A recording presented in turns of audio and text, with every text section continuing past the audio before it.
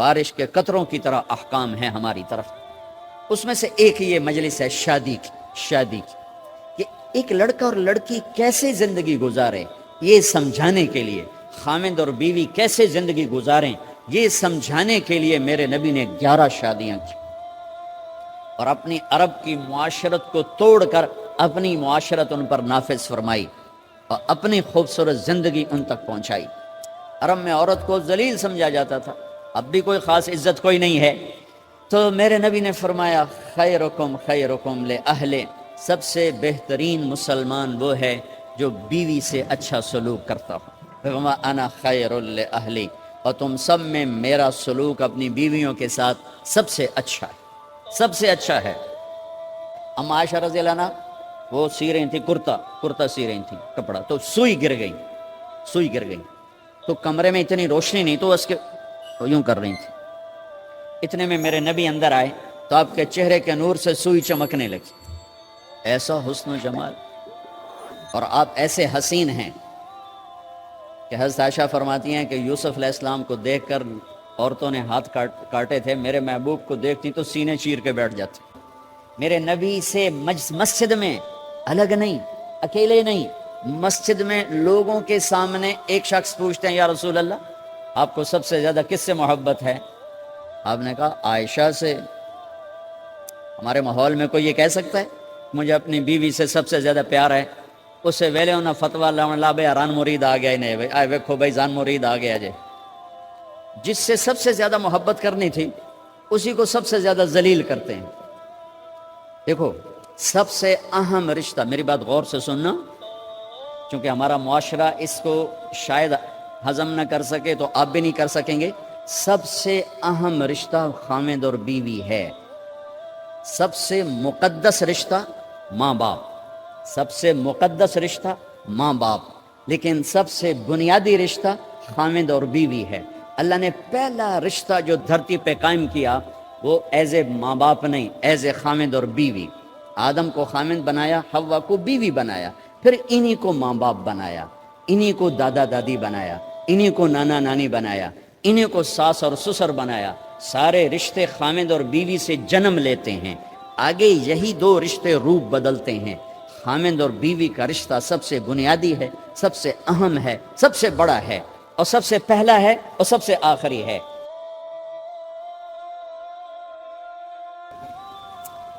اسلام زندگی گزارنے کا وہ طریقہ ہے جو اللہ نے اپنے علم کامل سے ہمیں عطا فرمایا۔ بنیادی طور پر انسان کے بارے میں اللہ تعالیٰ فرماتے ہیں وَمَا أُوتِيتُم مِّنَ الْعِلْمِ إِلَّا قَلِيلًا، کہ میرے بندو تمہارے پاس علم بہت تھوڑا ہے، جو جس لائن میں جہاں پر بھی ہے تو یہ آیت اس کے اوپر آتی ہے، تھوڑا علم ہے۔ یقیناً تھوڑے علم کے ساتھ صحیح فیصلے نہیں کیے جا سکتے، تو اس لیے اللہ نے اپنے علم کامل سے ہمیں زندگی گزارنے کا ایک قانون دیا، اور اس پر اتنا بڑا چیلنج کیا لا ریب فیہ، الف لام میم ذالک الکتاب لا ریب فیہ۔ دنیا کا بڑے سے بڑا مصنف اپنی کتاب لکھتے ہوئے یہ دعویٰ نہیں کر سکتا کہ آگے جو کچھ کہا جا رہا ہے یہ شک و شبہ سے بالا تر ہے، کوئی نہیں دعویٰ کر سکتا۔ پوری کائنات صرف اللہ کو یہ حق حاصل ہے تو وہ یہ کہے لا ریب فیہ، یہ شک و شبہ سے بالا تر کتاب ہے، قانون ہے۔ اسلام کا ایک حصہ عبادات، دوسرا حصہ معاشرت، اسلامی معاشرت، اس نے ہمارے اندر جگہ نہیں بنائی۔ جو پٹھانوں کی معاشرت ہے وہ اسی پہ چلتے ہیں، جو پنجابیوں کی معاشرت ہے وہ اس پہ چلتے ہیں، جو سندھیوں کی ہے وہ اس پہ چلتے ہیں، جو بلوچوں کی ہے وہ اس پر چلتے ہیں۔ اسلام ہماری معاشرت بدل دیتا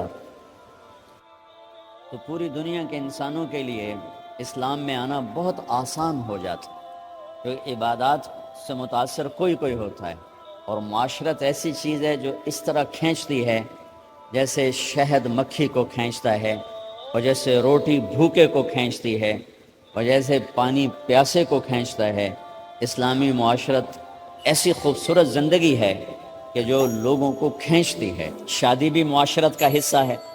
میرے نبی نے خود 11 شادیاں کی، 13 کی. 2 شادیاں نکاح ہوا اور طلاق دے دی، گھر نہیں بسایا. 11 گھر بسائے، 2 کا آپ کی زندگی میں انتقال ہو گیا. حضرت زینب بنت خزیمہ اور حضرت خدیجہ بنت خویلد رضی اللہ تعالی عنہما. 4 بیٹیوں کی شادی کی، 11 شادیاں خود کی. شوہر بن کے دکھایا، باپ بن کے دکھایا، سسر بن کے دکھایا کہ ہماری معاشرت جہاں ہمارا جوائنٹ فیملی سسٹم ہے، اگر ہم لوگ شریعت کو جانتے تو یہ بڑا خوبصورت نظام تھا. لیکن چونکہ ہم شریعت نہیں جانتے تو جوائنٹ فیملی سسٹم سے بہت بڑا ظلم وجود میں آ رہا ہے. یہ وہ ظلم ہے جو عدالتوں میں ڈسکس نہیں ہو رہا، جو پنچایتوں میں ڈسکس نہیں ہو رہا. یہ وہ ظلم ہے جو گھروں میں ہو رہا ہے، کیونکہ اپنی وہ حدود باؤنڈری لائن نہیں جانتے کہ میری باؤنڈری کہاں سے شروع ہوتی ہے اور کہاں جا کر ختم ہوتی ہے. ایک گھر کیسے چلنا چاہیے، اس پر سینکڑوں آیات آئیں. اتنی آیات نماز کے لیے نہیں آئیں جتنی ایک گھر کیسے چلنا چاہیے، جتنی اس کے لیے آیات آئیں. سورۃ النساء ساری گھر کی زندگی بتاتی، سورۃ المائدہ گھر کی زندگی بتا رہی، سورہ تحریم گھر کی زندگی بتا رہی، سورہ طلاق گھر کی زندگی بتا رہی، سورہ بقرہ میں گھر کی زندگی کی سینکڑوں آیات ہیں کہ ایک گھر کیسے چلنا چاہیے. چونکہ یہ نہ مولوی جانتا ہے، نہ جج جانتا ہے، نہ یہ ایسی بچہ جانتا ہے، نہ ڈاکٹر جانتا ہے، نہ دیہاتی جانتا ہے، نہ شہری جانتا ہے کہ گھر کیسے چلتا ہے. چونکہ یہ چیپٹر میں آپ کو کیا گلا دوں، ہمارے مدرسوں میں بھی نہیں پڑھایا جاتا. ہمارے مدرسے بھی زور دکھاتے ہیں جہاں کوئی اختلافی بات آ جائے، پھر انہوں نے ویکھن والے ہوندے زور کیویں لگدے. جہاں کوئی اخلاقی بات آ جائے تو استاد بھی ٹھنڈا ہوتا ہے، شاگرد بھی ٹھنڈے ہوتے.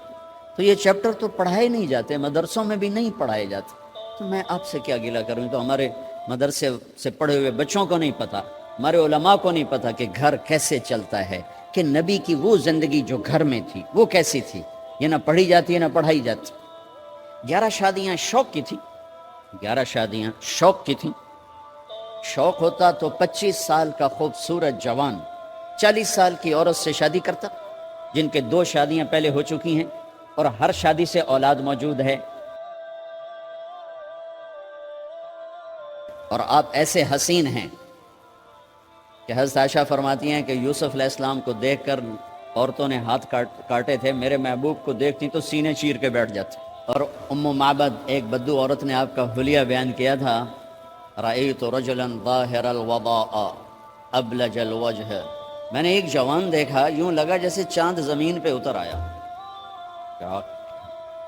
کیا کہنے، لم تعبہ فجلا لم تزری بہ سعلا، نہ پیٹ آگے نکلا ہوا، نہ سر کے بال اڑے ہوئے، حسین دیکھتے ہی نظروں میں جچ جانے والا، وسیم جتنا دیکھوں اتنا دیکھنے کا شوق بڑھتا چلا جائے، قسیم جدھر سے دیکھوں حسن ہی حسن نظر آئے.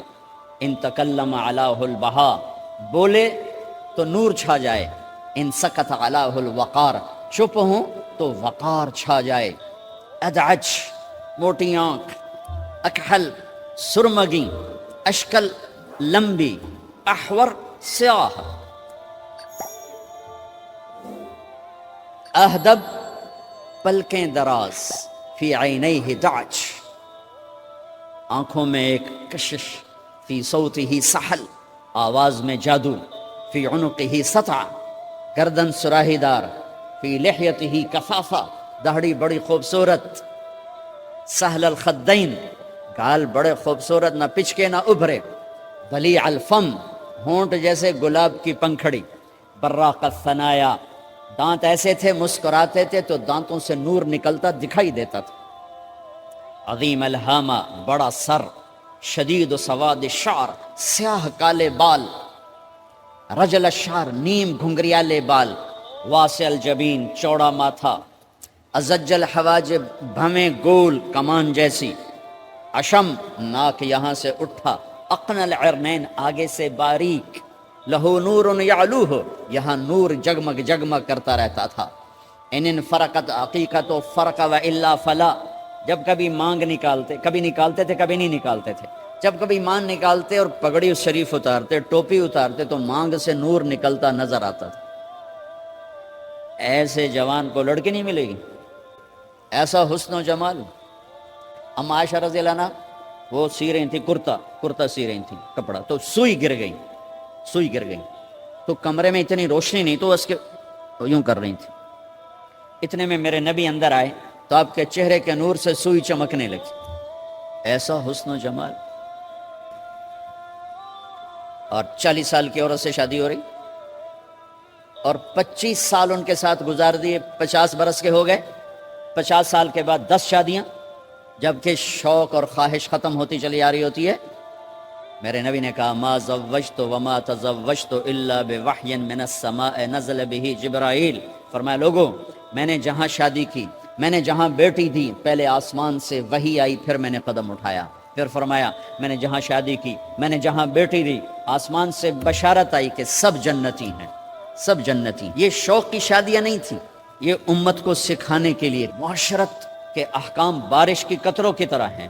نماز، روزہ، حج، زکوٰۃ کے احکام مختصر، 5 وقت نماز پھر چھٹی، سال میں 1 دفعہ زکوٰۃ پھر چھٹی، زندگی میں 1 دفعہ حج پھر چھٹی. لیکن 24 گھنٹے میرے ساتھ کوئی لگا ہوا ہے، میں کسی کے ساتھ لگا ہوا ہے. میرا کبھی روپ باپ کا ہے، کبھی خامد کا ہے، کبھی بھائی کا ہے، کبھی بیٹے کا ہے، کبھی سسر کا ہے، کبھی چاچے کا ہے، کبھی مخالف کا ہے، کبھی مسجد میں ہے، کبھی دکان پر ہے، کبھی جج کی کرسی ہے، کبھی اے سی کی کرسی ہے، کبھی قائد ہے، کبھی ماتحت ہے، کبھی افسر ہے، کبھی چپڑاسی ہے. میرے تو لاکھوں روپ ہیں. ہر روپ میں میرا اللہ کیا چاہتا ہے؟ بارش کے قطروں کی طرح احکام ہیں ہماری طرف. اس میں سے ایک یہ مجلس ہے شادی کی کہ ایک لڑکا اور لڑکی کیسے زندگی گزارے یہ سمجھانے کے لیے، خامد اور بیوی کیسے زندگی گزاریں یہ سمجھانے کے لیے میرے نبی نے 11 شادیاں کی اور اپنی عرب کی معاشرت کو توڑ کر اپنی معاشرت ان پر نافذ فرمائی اور اپنی خوبصورت زندگی ان تک پہنچائی. عرب میں عورت کو ذلیل سمجھا جاتا تھا، اب بھی کوئی خاص عزت کوئی نہیں ہے. تو میرے نبی نے فرمایا خیرکم لأہلہ، سب سے بہترین مسلمان وہ ہے جو بیوی سے اچھا سلوک کرتا ہو. وما انا خیر لأہلی، اور تم سب میں میرا سلوک اپنی بیویوں کے ساتھ سب سے اچھا ہے، سب سے اچھا ہے. آپ مجلس میں تشریف فرما ہیں، تنہا نہیں بیٹھے ہوئے، لوگ بیٹھے ہوئے. ایک صحابی پوچھتے ہیں یا رسول اللہ آپ کو سب سے زیادہ کس سے محبت؟ آپ کو سب سے زیادہ کس سے محبت؟ کیا زندگی سمجھائی ہے میرے نبی نے. بھائیو کچھ سیرت پڑھا کرو اللہ کے واسطے، صرف اخبار دے مگر ہی نہ لگے رہے کرو. میرے نبی کی زندگی کچھ پڑھا کرو، صحابہ کی زندگی پڑھا کرو، صحابیات کی زندگی پڑھا کرو. میرے نبی سے مسجد میں الگ نہیں، اکیلے نہیں، مسجد میں لوگوں کے سامنے ایک شخص پوچھتے ہیں یا رسول اللہ آپ کو سب سے زیادہ کس سے محبت ہے؟ آپ نے کہا عائشہ سے. ہمارے ماحول میں کوئی یہ کہہ سکتا ہے مجھے اپنی بیوی سے سب سے زیادہ پیار ہے؟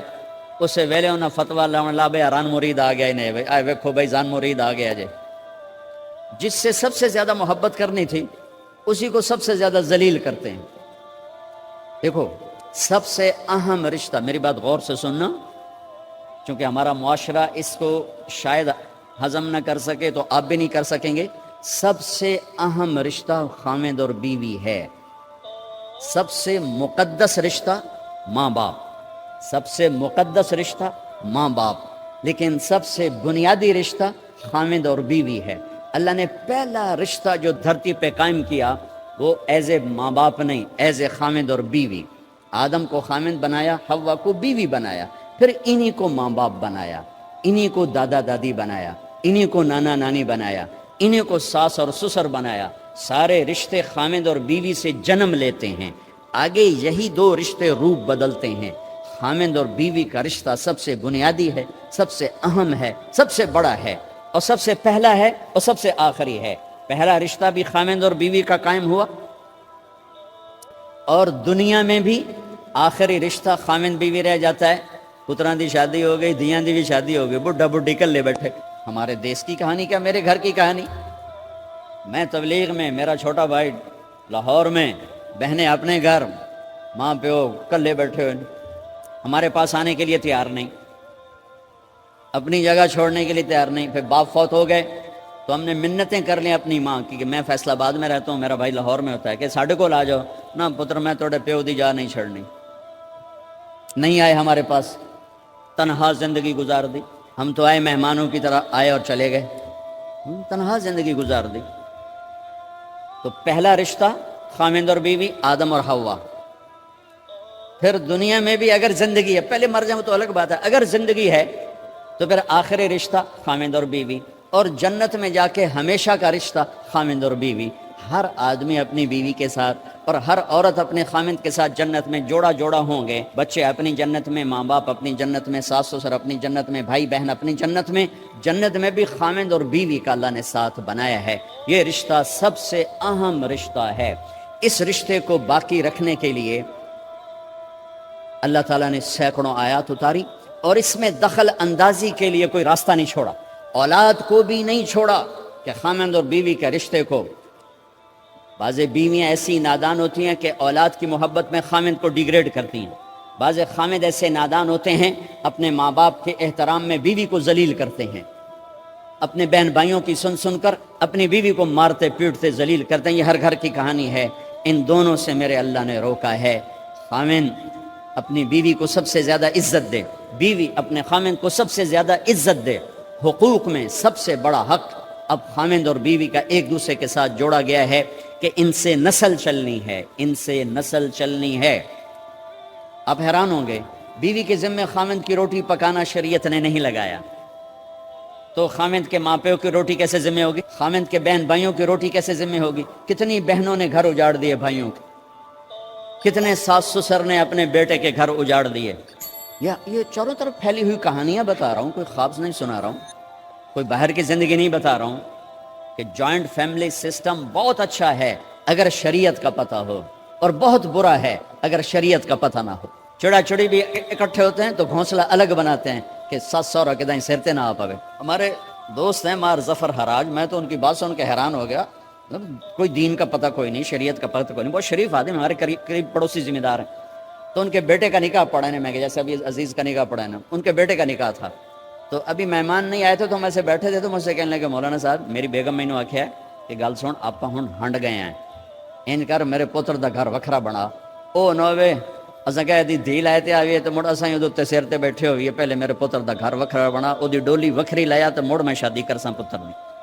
چلو وہ تو طاقت رکھتے تھے, انہوں نے الگ گھر بنایا. شریعت نے یہ عورت آنے والی لڑکی کا حق رکھا ہے کہ اگر خامند کے پاس طاقت ہے تو اس کو الگ گھر دے. اگر وہ ڈیمانڈ کرے کہ آپ مجھے الگ گھر لے کر دیں تو یہ ماں باپ کی نافرمانی نہیں, یہ حق تلفی نہیں, اس آنے والی کا حق ہے کہ اس نے تیری نسل کو سنبھالنا ہے. اگر یہ ساس کے بھی سنیں, سسر کے بھی سنیں, نندوں کے بھی سنیں, دیور کے بھی سنیں, پھر تیرے بھی سنیں, تو یہ تو پاگل ہے. یہ بچے کہاں سے پالے گی؟ یہ بچوں کی تربیت کب کرے گی؟ یہ تو دن کو روئے گی کہ ساسا آکھیا, رات کو روئے گی سو رہے آکھیا, اگلے دن آکھے گی میں نے تو تیری بہن ہے آکھیا ہے. تو اس کو تو بچے پالنے کا وقت نہیں. ہماری نسل کیوں برباد ہو گئی کہ ماؤں نے اپنی ڈیوٹی چھوڑ دی ہے.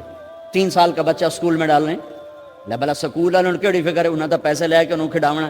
میرے نبی نے کہا 7 سال تک تو نماز بھی نہ کہو, گلے سے لگا کے رکھو. 7 سال تک نماز بھی نہ کہو, بس اس کو قریب کرو قریب کرو قریب کرو. 10 سال میں جا کے نماز کہو. 3 سال کے بچے کو ڈالتے ہیں سکولوں میں, اس کے لاشعور میں ماں باپ سے نفرت پیدا ہو جاتی ہے. یہ میری اب بیتی ہے. اللہ نے مجھے تبلیغ میں لگا دیا تو شریعت پڑھنے کے بعد اللہ نے میرا سر جھکا دیا, ورنہ میں تو بالکل باغی ہوتا.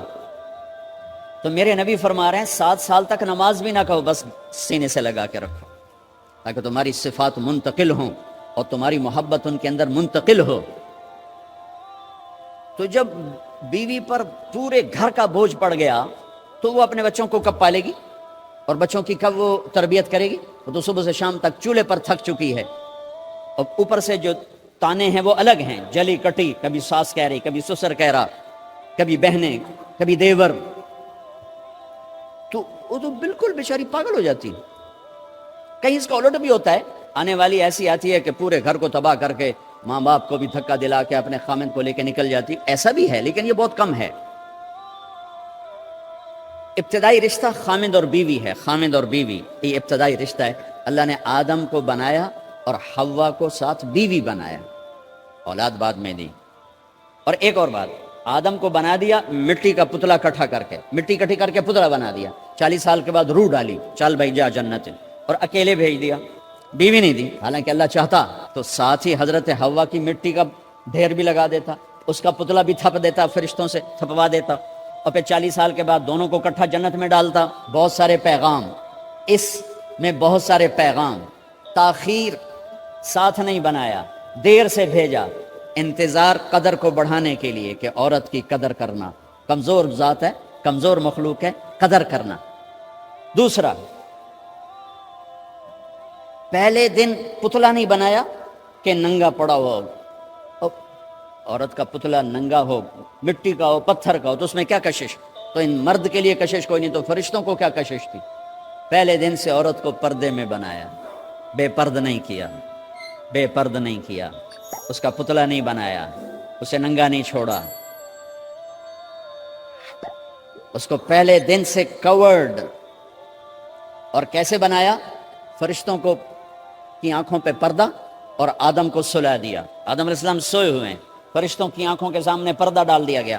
جب آدم اٹھے ہیں، اور ایک اور بات، جنت میں رہ کر بھی آدم علیہ السلام کا دل نہیں لگتا تھا، اداس اداس رہتے تھے۔ اماں آئی تو بابے دا دل لگا، تو اداس رہتے تھے جنت میں۔ جب آنکھ کھلی تو اپنے لیفٹ سائڈ پہ ایک خاتون سر سے لے کر پاؤں تک لباس میں۔ آپ نے سنا ہے نا، یوسف علیہ السلام دنیا میں سب سے خوبصورت ہستی پیدا کیے گئے، یہ مردوں میں، عورتوں میں سب سے خوبصورت حضرت حوا کو پیدا کیا۔ کون ہے؟ کہتے ہیں اللہ کی آدم تیری بیگم، کون ہے تیری بیگم؟ نکاح پڑھایا، پھر کہا آدم مہر ادا کرو۔ تو انہوں نے پوچھا کیا مہر دوں؟ تو وہاں تو سونا چاندی ڈھیر لگے پڑے تھے۔ اللہ تعالیٰ کہتے دا من سونا چاہ کے دے دے۔ میرے اللہ نے کہا تیری نسل میں میرا آخری حبیب آنے والا ہے، اس پہ ایک دفعہ درود پڑھ دے، یہ مہر ہے۔ سیدھے ہاتھ میں برکت ہے، پیدا کیا الٹی طرف سے۔ الٹی طرف سے کیوں پیدا کیا ہے؟ کہ الٹی طرف دل ہے، اور دل کے نیچے جو پسلی ہے وہاں سے پیدا کیا۔ اس میں پیغام کیا دیا کہ عورت جس روپ میں ہو، پہلا روپ اس کا بیوی بنا، پھر وہ ماں بنی، پھر اس آگے بیٹی کا روپ ہے، پھر بہن کا روپ ہے، پھر خالہ ہے، پھوپھی ہے، دادی ہے، نانی ہے، ساس ہے۔ جس روپ میں بھی عورت ہے اس کو دل کے قریب جگہ دو۔ یہ دل کے نیچے سے پیدا کرنے میں یہ پیغام دیا گیا ہے، اسے ذلیل نہ کرو، اسے خوار نہ کرو، اسے بے عزت نہ کرو، اس پر شدت نہ کرو۔ تو پہلا بنیادی رشتہ خامند اور بیوی ہے، اور آخری رشتہ بھی خامند اور بیوی ہے۔ لیکن اس وقت ہمارے معاشرے میں خامند سے زیادہ اس کے ماں باپ حق جتلاتے ہیں، خامند سے زیادہ اس کی بہنیں حق جلاتی ہیں، خامند سے زیادہ اس کے رشتہ دار حق جتلاتے ہیں، اور جھوٹی سچی شکایتیں لگا کر بیوی سے متنفر کرتے ہیں، اور کہیں بیوی کو خامند سے متنفر کرتے ہیں، آپس میں لڑائی لڑا کے پھر خوش ہوتے ہیں۔ میرے نبی سے پوچھا جائے یا رسول اللہ آپ کو سب سے زیادہ کس سے پیار ہے؟ تو آپ نے کہا عائشہ سے۔ اللہ، وہ جھیپ کے کہنے کے نہیں، میں پوچھ رہا ہوں لوگوں میں آپ کو کس سے زیادہ پیار ہے؟ تو آپ کہتے ابو بکر سے۔ تو آپ نے پھر کہا ابوہا، مجھے عائشہ کے باپ سے زیادہ پیار ہے۔ پھر پہلے عائشہ کا، تو پھر کہتے ابو بکر۔ تو آپ نے کہا نہیں، ابوہا، مجھے عائشہ کے باپ سے سب سے زیادہ پیار ہے۔ یہ آپ کو میسج دیا ہے کہ گھر کی زندگی کیسے ہوتی ہے، کوئی عشق نہیں چڑھا ہوا تھا، میسج ہے نا۔ ہم عائشہ چھوٹی عمر کی تھی، ان کو آٹا گوندھ کے دیتے تھے، آٹا گوندھ کے دیتے تھے، پھر جب ان کو آٹا گوندھنا آ گیا پھر چھوڑ دیا، پھر ان کو سامنے بٹھا کر لقمے بنا کے کھلاتے تھے۔ پھر ہم عائشہ رضی اللہ تعالیٰ عنہ کوئی گوشت کا ٹکڑا، وہاں بڑے بڑے گوشت کے ٹکڑے پکائے جاتے تھے، تو کوئی گوشت کا ٹکڑا اٹھایا اور ایسے 2-4 جگہ سے نوچا اور پھر رکھ دیا، سارا کھایا نہیں جاتا تھا، تو اللہ کے نبی اسی کو اٹھاتے اور حضرت عائشہ کو دکھا کر، جہاں سے حضرت عائشہ نے نوچا ہوتا تھا وہاں سے یوں کاٹ کے دکھاتے تھے۔ پھر حضرت عائشہ رضی اللہ تعالیٰ نے گلاس اٹھایا پانی پینے کے لیے، جہاں ہونٹ لگائے پہ گلاس رکھ دیا، بڑے بڑے گلاس ہوتے تھے، تو حضرت ہمارے نبی اٹھاتے تھے، جامع عائشہ کے ہونٹ لگے ہوتے تھے وہاں ہونٹ لگا کے پانی پیتے تھے۔ یہ آپ کو سکھانے کے لیے ہے۔ اپنے گھر والوں کے ساتھ بیٹھ کے کھانا کھاتے،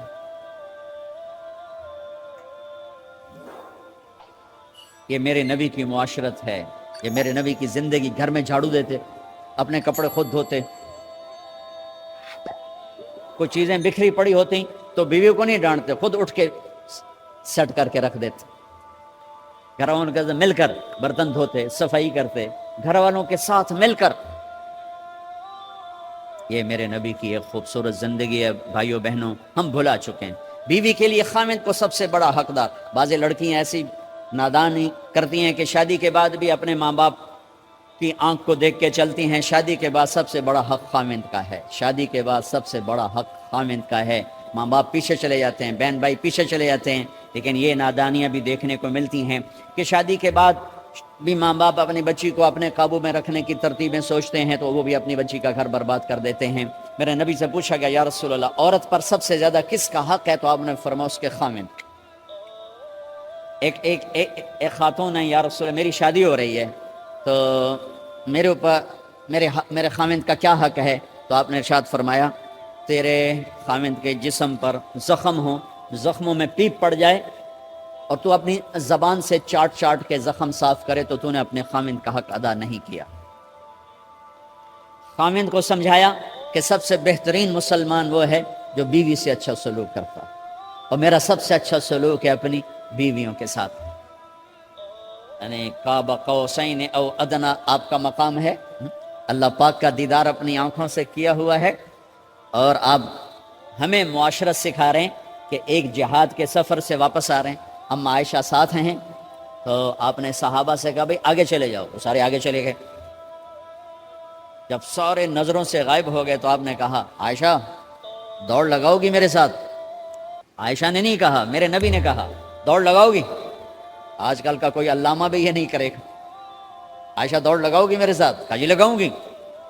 تو دوڑ لگائی تو عائشہ فرماتی ہے میں آگے نکل گئی، اللہ کے نبی پیچھے رہ گئے، چاہے آپ جان بوجھ کے آستہ ہوئے ہوں ان کی دلجوئی کے لیے۔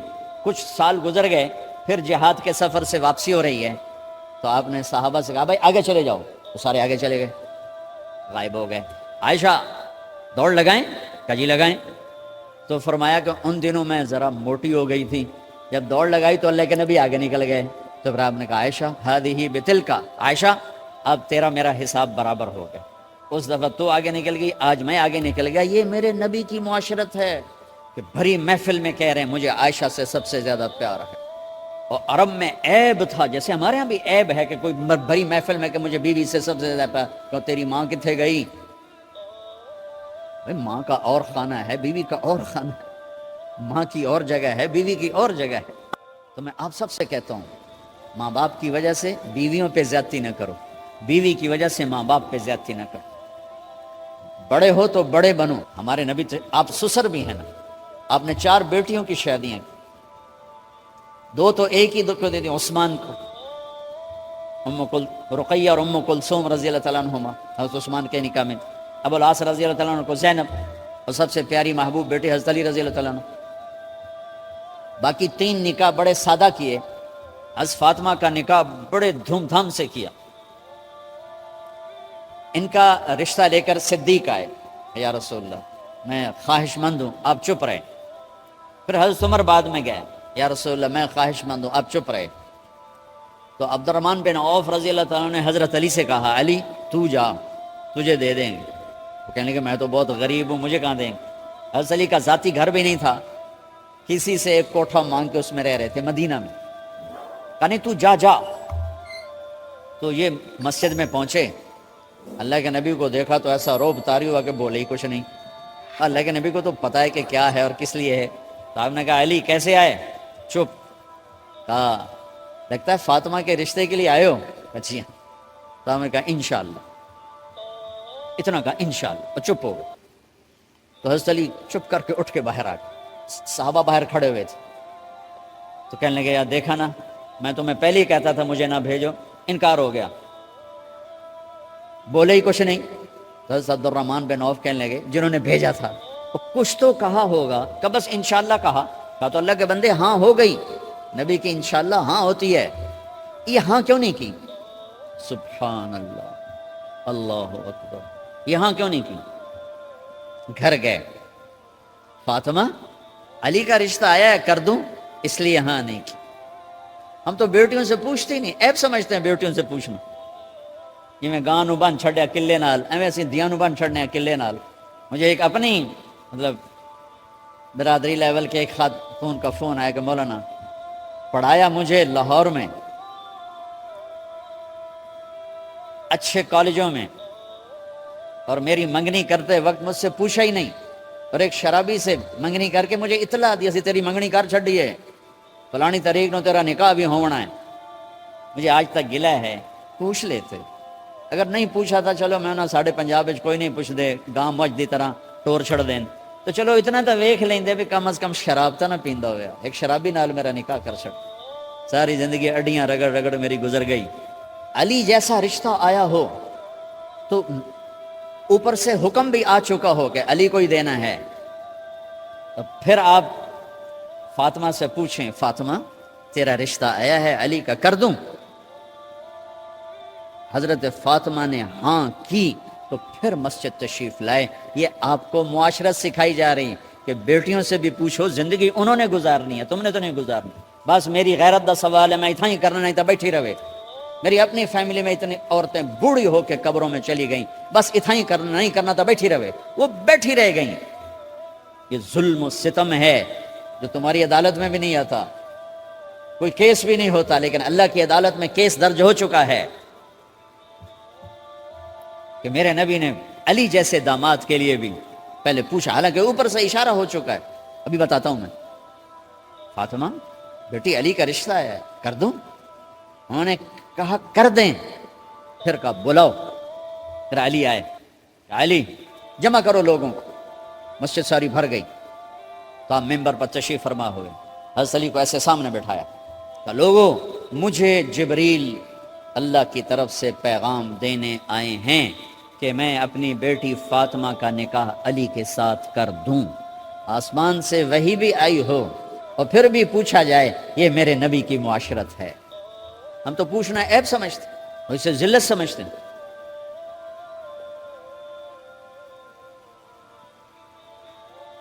پھر آپ نے اتنا بڑا اہتمام کیا، مسجد نبوی پرانی جو آپ کے زمانے کی تھی، بہت بڑا ہال تھا، اس کا بھرا ہوا تھا، آپ نے سب کو شہد کا شربت پلایا، خود نکاح پڑھایا، نکاح کا خطبہ پڑھ کیا، پھر کہا علی میں نے فاطمہ بنت محمد کو 400 درم مہر کے عوض تمہارے نکاح میں دیا، تو نے قبول کیا؟ انہوں نے کہا جی میں نے قبول کیا، اور سجدے میں چلے گئے اور زور سے دعا مانگی، رب اوزعنی ان اشکر نعمتک التی انعمت علی وعلی والدی وان اعمل صالحا ترضاہ واصلح لی فی ذریتی انی تبت الیک واننی من المسلمین۔ میرے نبی نے کہا آمین، زور سے کہا آمین۔ نکاح ہو گیا۔ رخصتی ہوئی 6 مہینے بعد، 1 مہینے بعد، 1 سال بعد، 3 روایات ہیں، فوراً 4 روایات، لیکن زیادہ صحیح ہے دیر کے بعد، فوراً نہیں ہوئی، کچھ عرصے کے بعد رخصتی ہوئی۔ حضرت عقیل آپ کے بھائی وہ کہنے لگے علی اب رخصتی ہو جانی چاہیے، تو یہ دونوں مل کر آئے سلمان فارسی کے پاس کہ سلمان بھائی ہماری رخصتی کروا دو۔ سلمان فارسی کا بڑا احترام تھا، انہوں نے جا کر بات کی ام سلمہ رضی اللہ تعالیٰ عنہ سے۔ ام سلمہ نے بات کی اللہ کے نبی سے، کہا ہاں ہاں آ جائے، لے جائے، آ جائے لے جائے۔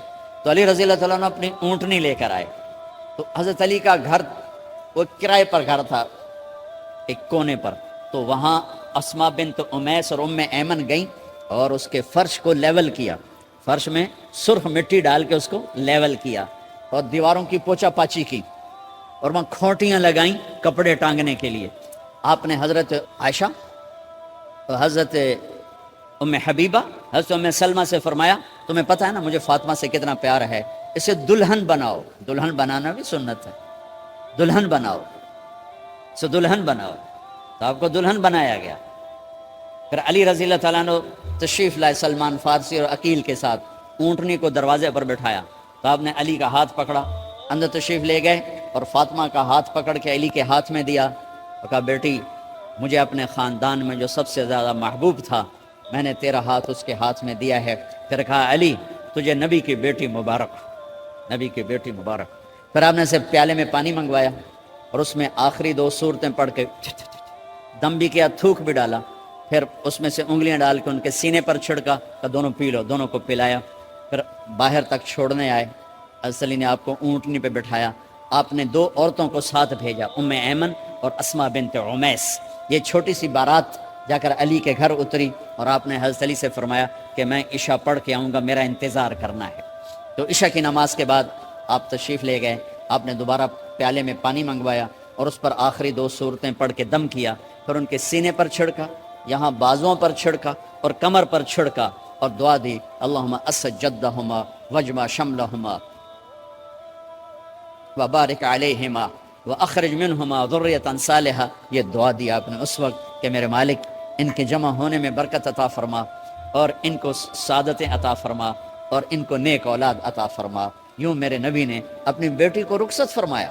اگلے دن آپ نے حضرت علی کو بلا کے فرمایا علی ولیمہ بھی کرنا ہے۔ کہنے کہ یا رسول اللہ میرے پاس تو کچھ نہیں۔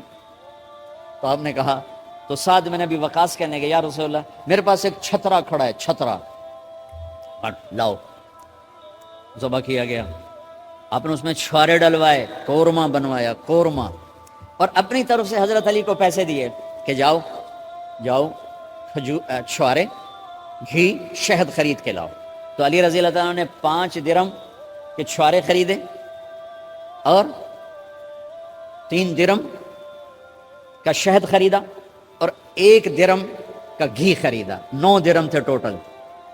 آپ نے کافی سارا آ گیا تو چھواروں کی گٹھلیاں نکلوا کے ان کو پسوایا، پھر شہد اور گھی میں ملایا اور ایک سویٹ ڈش تیار کی اور اس کو حضرت علی کے ولیمے میں آپ نے اپنی طرف سے پیش کیا۔ تو اس دن تازہ روٹی جو کی پکائی گئی اور دیگ پر میرے نبی خود بیٹھے کھانا کھلانے، تقسیم کرنے خود بیٹھے۔ اب ایک چھترا ہے، 14 کلو گوشت ہے، 15 کلو، تو 50 آدمی کھا لیں گے۔ آپ نے کہا سارے مدینے کو دعوت ہے، سارے مدینے والے جتنے بھی آئے، اور میرے نبی خود دیگ سے نکال نکال کے کھلاتے رہے۔ سارا مدینہ ولیمہ فاطمہ کا کھا گیا اور دیگ بھری پڑی تھی۔ تو ولیمے میں تکلف جائز ہے، سادگی بھی جائز ہے، سادگی بھی سنت ہے، تکلف بھی سنت ہے۔ ہاں جو ہماری خرافات ہیں، فضولیات ہیں، یہ تباہ کن ہیں، ان سے بچنا بڑا ضروری ہے۔ اور بھائیو، کسی کی شادی ہو، اس بچے کی ہو رہی ہے، یہ افسر ہے، ایک ریڑھی والے کی ہو، کسی بھی گھر کی آبادی کا ایک ہی سبب ہے، وہ میٹھا بول ہے، وہ اچھا سلوک ہے۔ جس کی بیٹی کو لے جا رہے ہو اسے عزت دینا، اور یہ جو جا رہی ہے یہ ان کو اپنا ماں باپ سمجھے، اپنے خامن کے ماں باپ کو اپنے ماں باپ سمجھے۔ جاتے ہی لکیریں لگانا نہ شروع کر دے، میں وکھرا کرتے نوائدے کرتے نوائدے کر۔ وہ اپنے گھر کا ایک فرد بن کے زندگی گزارے، جو لے کے جا رہے ہیں ان کے ذمہ ہے کہ اس کو بیٹی بنا کے لے جائیں۔ سسرال جو تھے وہ ہمیشہ عیب دیکھتے ہیں، خوبیاں انہیں نظر ہی نہیں آتی۔ تو کھٹ بٹ تو ہوتی رہتی ہے، کوئی ایسی بڑی بات نہیں، کھٹ بٹ کو صلح میں بدلو، مزید چڑھائی جھگڑا نہ بڑھاؤ۔ میرے نبی حضرت فاطمہ کے گھر آئے، دیکھا تو آپ اداس بیٹھی۔ آپ نے کہا فاطمہ بیٹی کیا ہوا؟ کہ میرا اور علی کا جھگڑا ہو گیا۔ اچھا، خود گئے بیٹی کے باپ ہو کر، دیکھا تو حضرت علی مسجد میں سوئے ہوئے تھے۔ آپ نے ان کو اٹھایا، کہا یا ابا تراب قم، آپ کو یہ ٹائٹل یہاں ملا، اے ابو تراب۔ فرمایا کرتے تھے کل کائنات ملتی تو اتنی خوشی نہ ہوتی جتنا اس ٹائٹل کی خوشی ہے۔ ابو تراب کہنے کا کیا مطلب تھا؟ کہ اظہار محبت کے لیے ایسے ٹائٹل دیے جاتے تھے۔ تو ابو تراب کہہ کر یہ میسج دیا کہ میاں بیوی کی لڑائی ہوتی رہتی ہے، میں تجھ سے ویسے ہی محبت کرتا ہوں جیسے پہلے کرتا تھا، یہ میسج دیا اس نے۔ اب حضرت علی کو لائے اٹھا کر اور گھر میں تشریف لائے، نہ علی کی سنی نہ فاطمہ کی سنی۔ ہاں بھائی علی کی مسئلہ ہے، ہاں بھائی فاطمہ کیا مسئلہ ہے؟ یہ مسئلے سن سن کے بھی زیادہ لڑائی ہو جاتی، صلح کرامن علی بھی آپ ہو 2-4 لتر مار کے آ جاندے۔ تو میرے نبی نے کیا کیا؟ سبحان اللہ، زمین پر لیٹ گئے، ادھر علی کو لٹایا، ادھر فاطمہ کو لٹایا، علی کا ہاتھ اپنی ناف پہ رکھا، فاطمہ کا ہاتھ ان کے ہاتھ پہ رکھا اور بیٹی کے ہاتھ پر اپنا ہاتھ رکھا۔ پھر فرمایا کہو ہماری صلح ہو گئی، علی کہو، فاطمہ کہو۔ دونوں نے کہا ہماری صلح ہو گئی۔ آپ اٹھے، خوش خوش باہر آئے، چہرہ ایسے گلاب کے پھول کی طرح صحابہ نے عرض کی یا رسول اللہ آج آپ بڑے خوش نظر آ رہے ہیں. فرمایا علی و فاطمہ کی صلح کرا کے آ رہا ہوں. تو کھٹ بٹ ہو جانا تو کوئی بڑی بات نہیں ہے، مطلب یہ وہ گھر ہے، میں اس گھر کی کیا تعریف کر سکتا ہوں. تو میں آگے کا ایک قول سنا دیتا ہوں ابن عباس کا کہ جنت میں نور کی چمک اٹھے گی. سارے جنت ہی کہیں گے یہ نور کیسا نور ہے بھائی جو ساری جنت کے نور پر چھا گیا. تو فرشتے بتائیں گے کہ او جنت الفردوس میں علی و فاطمہ بیٹھے ہیں، کسی بات پہ ہنسے ہیں، ان کے دانتوں سے جو نور نکلا ہے اس نے جنت کو روشن کر دیا. لیکن کھٹ پٹ یہاں بھی ہو گئی. ان سے بڑا گھر میرے نبی کا ہے، وہاں بھی کھٹ پٹ. ایک دفعہ آپ نے حضرت عائشہ سے کہا مجھے پتہ لگ جاتا ہے جب تو مجھ پہ ناراض ہوتی ہے، مجھے پتہ چل جاتا ہے. انہوں نے عرض کی یا رسول اللہ آپ کو کیسے پتہ چلتا ہے؟ کہ جب تو مجھ پہ ناراض ہوتی ہے نا تو قسم اٹھاتے ہوئے کہتی ہے ابراہیم کے رب کی قسم، اور جب مجھ پہ راضی ہوتی ہے تو پھر تو قسم اٹھاتے ہوئے کہتی ہے محمد کے رب کی قسم. کہ ایسے مجھے پتہ چل جاتا ہے جب تو کہتے ہیں نا ابراہیم کے رب کی قسم تو مجھے پتہ چل جاتا ہے کوئی کھٹ بٹ ہو گئی ہے. تو نبی کے گھر میں بھی ہو جاتی ہے. یہ مسئلہ تو ختم ہوگا جنت میں. ہمارے ذمہ ہے کہ ان چیزوں کو کم کریں. یہ ایک میرے نبی کی معاشرت ہے میرے بھائیوں، اسے سیکھو، اسے سمجھو، اسے پڑھو. تو بھائیوں میرا نبی ایک زندگی دے کر گیا ہے، اس کی تفصیل بیان ہی نہیں کی جاتی. یہ اتنی ضروری ہے جتنی نماز ضروری. نماز تو 5 وقت پڑھیں گے، زندگی 24 گھنٹے روپ بدل رہی ہے. ہر روپ میں میرا نبی کیا چاہتا ہے اس کو سیکھو، اس کو سمجھو. کرو گے اللہ آپ کو چمکائے گا، بنائے گا. اپنی کمائیوں میں حلال لاؤ، حرام سے بچو. جج بھی بیٹھے ہیں، وکیل بھی بیٹھے ہیں، کسی ظالم کے وکیل نہ بنو. ولا تقل للخائنین خصیما. آپ کو ایک آیت میں جوڈیشری، جج، مقننہ اور وکلاء کا پیغام اللہ کا سنا دیتا ہوں. انا انزلنا الیک الکتاب بالحق لتحکم بین الناس بما اراک اللہ ولا تقل للخائنین خصیما. مقننہ، قانون ساز. تو انا انزلنا الیک الکتاب بالحق، قانون بنانے کا حق اللہ کو ہے، اللہ کے قانون کو اپناؤ. آگے جج حضرات، فحکم لتحکم بین الناس بالحق. ججوں کو حکم ہے کہ حق فیصلے کرنا، بک نہ جانا، دب نہ جانا، حق کے فیصلے کرنا. تیسرا وکلاء کو ولا تقل للخائنین خصیما. ظالم بددیانت کی وکالت کے لیے کھڑے نہ ہو جانا ورنہ مارے جاؤ گے، مارے جاؤ گے. ولا تقل للخائنین خصیما، ان کے لیے دلائل قائم نہ کرنا ورنہ ہلاک و برباد ہو جاؤ. تو بھائیو یہ نکاح کو ذرا میں نے تفصیل سے بیان کی ہے کہ یہ زندگی ہے جس کو سیکھنا ہے. حلال کماؤ، بچوں کو حلال دو، بیوی کو حلال دو. اللہ کی قسم حرام سے کبھی بہار نہیں آتی اور حلال پہ کبھی خزاں نہیں. حلال کھانا، حلال کھلانا تو تم شاد و آباد رہو گے. اللہ میں عمل کی توفیق بخشے.